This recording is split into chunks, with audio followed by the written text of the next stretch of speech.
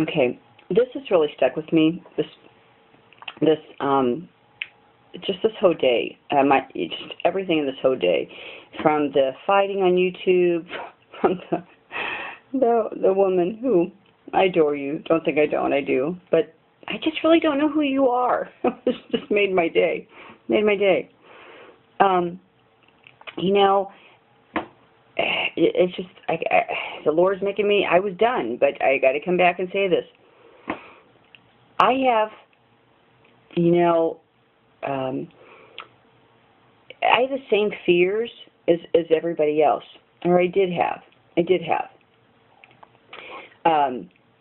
Even doing YouTube, you know, I mean, I've always been outgoing, being able to talk to anybody. I just didn't have that shyness or that fear. I guess when you grow up in a family like mine, you just don't. You have to speak, or you don't have a chance. You don't have a shot. You don't have a chance. Especially being the youngest. You know, my oldest brother was a minister. I'm 51. He's 73, I think. He's a Methodist minister, and he has a daughter 3 months younger than me. But early on, when he had a church in Chicago, moved his family there, and you know, I think my sister-in-law played the organ, and you know, they just had this little family unit, you know.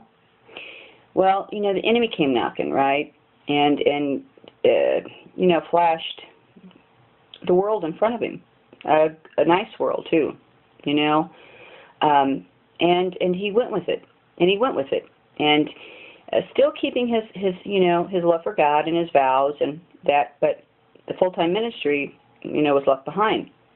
And he went out in this whole big bad world and did wonderful, wonderful things. A lot that people know, you know, what he's done. I mean, you wouldn't know it, but if I told you, you'd be like, oh yeah, I know what that is. Oh yeah, I know what that is. You know, I did. He was a part of something, you know, for many years. Accomplished many things. Very sweet though, just a wonderful heart. But you know, he was the golden child. Well, then I'm born. My mom's 43. Why am I born? You know, why am I born the tail end? My older sisters were like this, you know. The brothers, they really didn't know me. My 2 older brothers, they really don't know me. They really still don't know me. You know, they have no idea my sense of humor and, you know, my brains or whatever. You know, I'm just the baby to them. But you know what I realized in this past year? You know, when the Lord says, you know, the last will be first, the first will be last. My family has gone to my older brother for spiritual advice forever.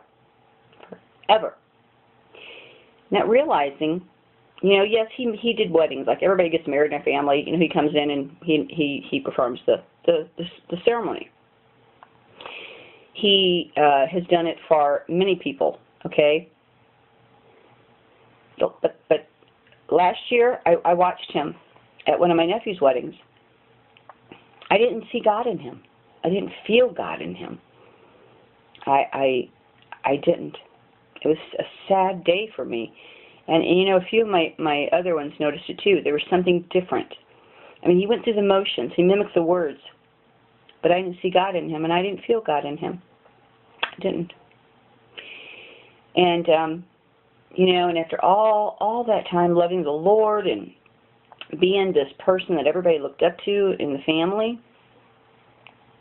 and then to come out and say, well, you really don't believe in all that Adam and Eve stuff, do you? Really? You know, he's very liberal, very Democrat, you know, has lived in Northern California for the past, you know, 35 years.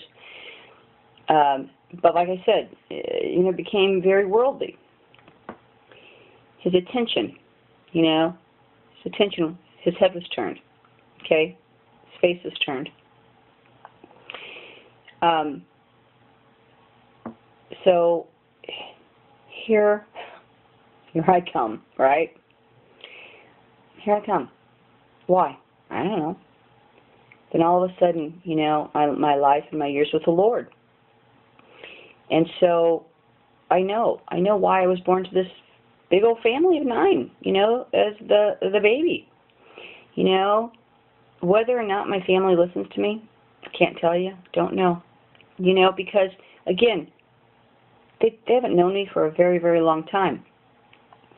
And I was so close with all of them. I was the peacemaker. Whether or not one got along with the other, it didn't matter, but I got along with all of them. But it wasn't... But when I opened my mouth, okay, when I stopped being nice all the time, when I finally started opening my mouth and stopped, you know, stopped giving them what they wanted, all right, stopped saying what they wanted to hear, stopped agreeing with them because they were my older siblings. Oh, changed. I changed. I'm different now. You know what I mean? I changed. No, that's who I always was, but I had respect for them, you know? But when their opinions no longer were mine, and I knew who I was, when I knew who I was, when I knew who God was, that's when I spoke up. And that's when it all changed, okay? You know, when you go through a very difficult time, you get a really bad spanking like I did, your life changes. And sometimes you don't know how to handle it. You don't know what to do. And sometimes you become a crybaby. You know, I became a crybaby. I did. I cried a lot.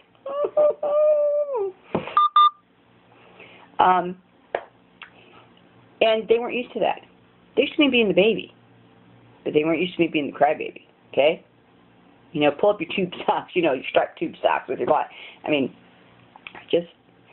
but I became a crybaby because I didn't understand. Didn't understand what was happening in my life. Didn't understand it.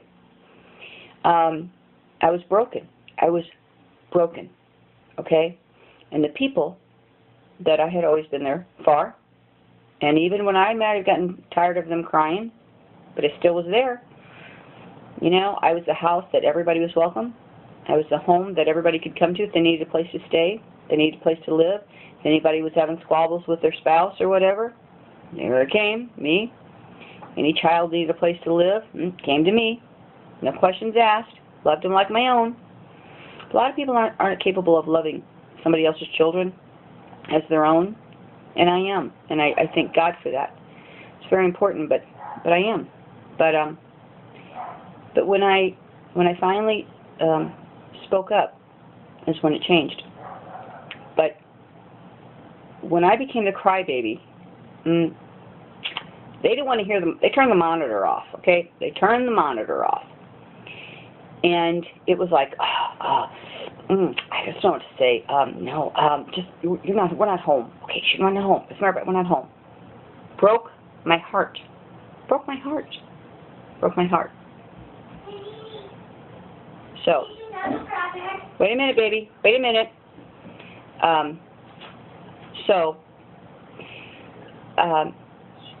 It hit me hard.